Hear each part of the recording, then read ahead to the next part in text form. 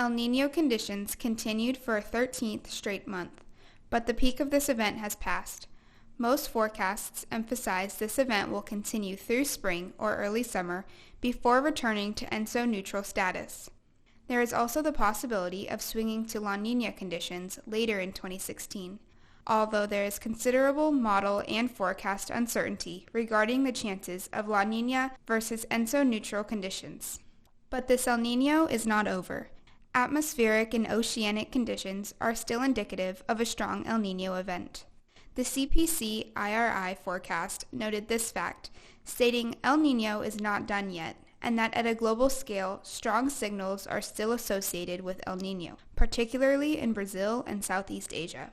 In the southwestern U.S., we are nearing our dry season, meaning limited time remains for additional El Niño-influenced precipitation events of significance. In the southwest, winter precipitation has been sparse, following the storms of early January. These storms were exactly the sort of events expected in an El Niño year, but they were followed by a persistent ridge of high pressure that set up and limited the influx of additional moisture into the southwest. This diverted moisture resulted in well above average precipitation in the coastal, northwestern U.S. and northern California. Even while the southwest was drier than normal, a pattern which more closely aligns with La Niña.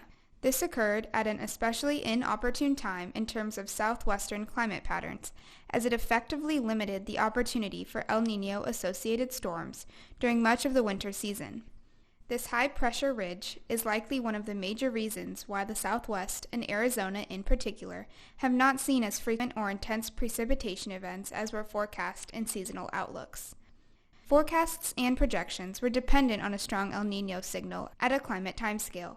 This is without knowing how a persistent high-pressure ridge operating at a weather timescale would knock the precipitation signal out of alignment for weeks on end. Subseasonal variability limited El Niño's potential in the southwest, and with the region already characterized by dry conditions in a normal year, any weather scale event that limits opportunities for precipitation can cut into seasonal totals significantly.